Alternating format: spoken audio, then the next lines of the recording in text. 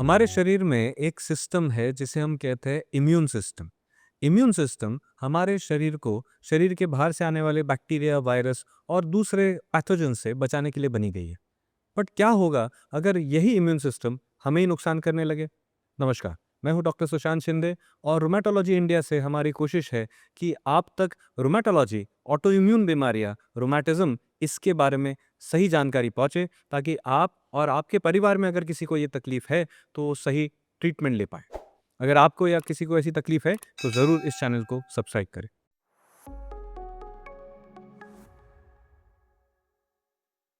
देखिए, auto immunity एक ऐसा शब्द है जिसके बारे में बहुत सारी इन्फॉर्मेशन और मिस इन्फॉर्मेशन आज अवेलेबल है और डेफिनेटली बहुत सारा डर है। तो इस वीडियो में सुनते हैं कि ऑटो इम्यूनिटी होती क्या है। देखिए, हमारे शरीर में जो प्रतिकार शक्ति है या इम्यून सिस्टम है, इसका काम है शरीर के बाहर से, अब मैं वर्ड यूज़ करूँगा घर, तो घर के बाहर से अगर घर के अंदर कोई बैक्टीरिया, वायरस आ जाए, तो हम उस घर से उसको निकालना चाहते हैं। वो घर हमारी बॉडी है और उसको निकालने के लिए हमारे पास कुछ सेल्स है, जिनको कहा जाता है डब्ल्यूबीसीज़ या व्हाइट ब्लड सेल्स। ये अलग-अलग टाइप के व्हाइट ब्लड सेल्स हमारे पास है और ये बहुत से अलग-अलग टाइप के एंटीबॉडीज़ बना सकते हैं, कुछ साइटोकाइन्स या केमिकल्स बना सकते हैं, खुद भी डायरेक्टली बैक्टीरिया, वायरस को अटैक कर सकते हैं। तो इम्यूनिटी एक चीज़ नहीं है, ये एक पूरी सिस्टम है जो अलग-अलग तरीके से अलग-अलग बैक्टीरिया, पैरासाइट, वायरस को टैकल करती है और उसे शरीर से निकाल देती है। ये बहुत फाइन बैलेंस है, ये भी समझना ज़रूरी है बिकॉज़ हमारा शरीर कंटिन्यूअसली खुद भी अपने सेल्स बना रहा है और बाहर से भी चीज़ों का एक्सपोज़र आ रहा है। तो शरीर की जो इम्यून सिस्टम है, बहुत डेलिकेट बैलेंस में चलती है और हमेशा कोशिश करती है कि पहचाने कि घर के बाहर से कौन आया है। क्या ये सेल, क्या ये बैक्टीरिया, वायरस घर के बाहर का है या ये अपना ही कोई सेल है? और इस तरह से अगर उसे पता चले कि घर के बाहर से कोई आया है, तो उसे अटैक करे। बट कभी-कभी ये सिस्टम का बैलेंस चूक सकता है और शरीर अपने ही सेल को अटैक कर सकता है। जब सेल्फ को अटैक किया जाए तो उसे कहा जाता है ऑटो इम्यून डिसीजेस। जब ऑटो इम्यूनिटी की शुरुआत होती है तो अपने ही शरीर की वाइट ब्लड सेल्स और उससे बनने वाले साइटोकाइंस, उससे बनने वाले जो एंटीबॉडीज है, वो खुद को ही टारगेट करके खुद को डैमेज कर सकते हैं। इस नुकसान को हम इन्फ्लेमेशन शब्द इस्तेमाल करते हैं और अलग अलग ऑर्गन्स में ऐसा इन्फ्लेमेशन अगर आ जाए तो पेशेंट्स को उस ऑटोइम्यून बीमारी के लक्षण आ सकते हैं। बट ऐसा शरीर करेगा ही क्यों? Why should someone have an autoimmune disease? The honest answer is we do not completely know that answer. हमें नहीं पता कि ऑटोइम्यूनिटी एग्जैक्टली क्यों किसी व्यक्ति में शुरू हुई है। बट हाँ, कुछ रिस्क फैक्टर्स हम जानते हैं, जैसे कि ऑटोइम्यून बीमारियां ज्यादातर यंग एजेस में देखी जाती है। ये समझना जरूरी है कि हम ऑफकोर्स एल्डरली पेशेंट्स में कभी कभी ऑटोइम्यून डिसीज दिखते हैं, बट मेजॉरिटी पेशेंट 20 to 40 के एज में आते हैं। कभी-कभी ऑटोइम्यून बीमारियां यंग बच्चों में भी आ सकती हैं। ऑटोइम्यून बीमारी में जेंडर प्रेडिलेक्शन काफ़ी देखा जाता है, मतलब महिलाओं में ये बीमारी पुरुषों से ज़्यादा देखी जाती है। अब क्या ये सिर्फ हार्मोन से हो रहा है? हो सकता है एस्ट्रोजन का कोई रोल हो या ये क्रोमोसोमल मेकअप, मतलब जो एक्स क्रोमोसोम है उसका कोई रोल है, इसके बारे में भी कुछ एविडेंस आ रहा है। But again, we don't have all the answers, but we do know महिलाओं में ऑटोइम्यून बीमारी पुरुषों से ज़्यादा देखी जाएगी। साथ ही साथ कुछ इन्फेक्शंस, खासकर वायरल इन्फेक्शंस, हमारे इम्यून सिस्टम को ट्रिगर करके निकल सकते हैं कि वो हमारे शरीर को अटैक करे और बाद में इम्यून सिस्टम को कुछ ऐसे रास्ते पे भेज दे कि इम्यून सिस्टम खुद ही को अटैक करती रहे।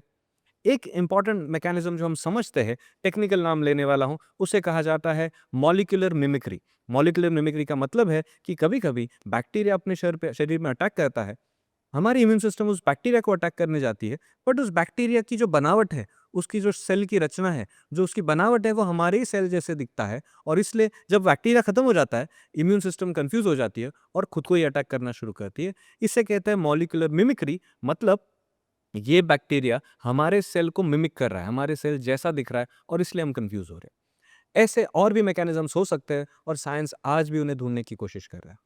अगर ऑटोइम्यून बीमारियां हो तो ऑटोइम्यून बीमारियां अलग-अलग सिस्टम्स को साथ में अफेक्ट करके आ सकती है, मल्टी सिस्टम लेके आ सकती है और बहुत बार उन सिस्टम्स में इन्वॉल्व होते हैं जॉइंट्स, जिसकी वजह से पेशेंट को जॉइंट में तकलीफ हो सकती है और उसे कहा जाता है आर्थराइटिस।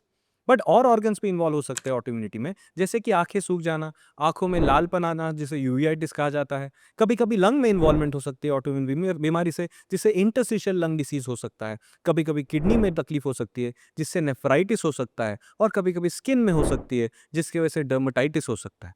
जब मल्टीपल सिस्टम्स इन्वॉल्व हो तो उसमें बहुत बार आपको ज़रूरत लगेगी रूमेटोलॉजिस्ट की।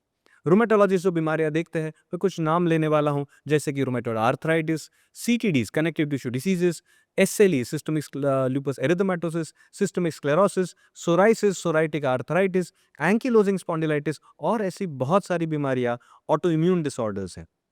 अपने आप में ऑटो इम्यूनिटी एक कॉमन मैकेनिज्म है, but auto immune rheumatic diseases बहुत कॉमन नहीं।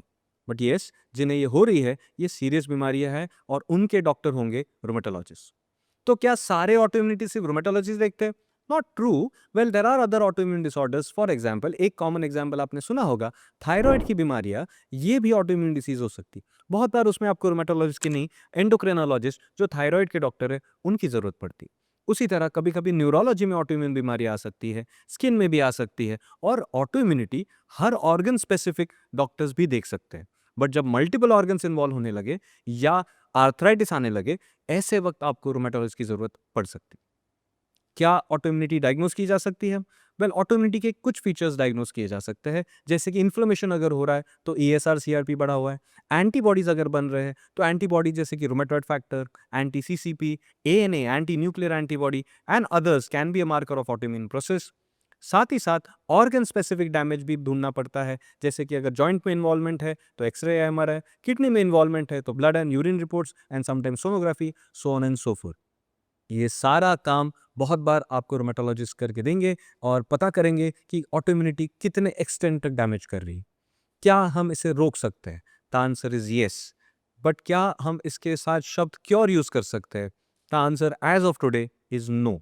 हम ऑटो इम्यूनिटी एक ऐसा प्रोसेस है जहां खुद की सिस्टम कुछ शुरू कर रही है। ये घर के बाहर से कोई नहीं आया कि हमने घर से निकाल दिया।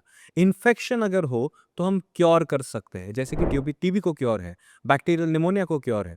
बट इन्फ्लेमेशन और ऑटो इम्यूनिटी हमारे शरीर का हिस्सा है। ये प्रकृति हो सकती है उस शरीर की। हम उसको क्योर मतलब उसे बंद कैसे करें? हम इम्यून सिस्टम को बंद नहीं करेंगे, हम उसे कंट्रोल कर सकते हैं। ठीक उसी तरह जैसे अगर किसी को डायबिटीज है, तो क्या आप शुगर हमेशा के लिए बंद कर सकते हो? नहीं, शुगर की जरूरत भी तो होती है।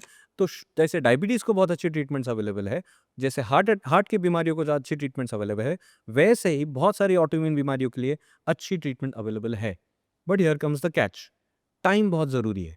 अगर डायग्नोसिस में देर हो जाए, अगर ऑर्गन को डैमेज हो जाए ऑटो इम्यूनिटी की वजह से, तो रिवर्स करना मुश्किल हो सकता है। I hope this has given you a sense of what autoimmunity means.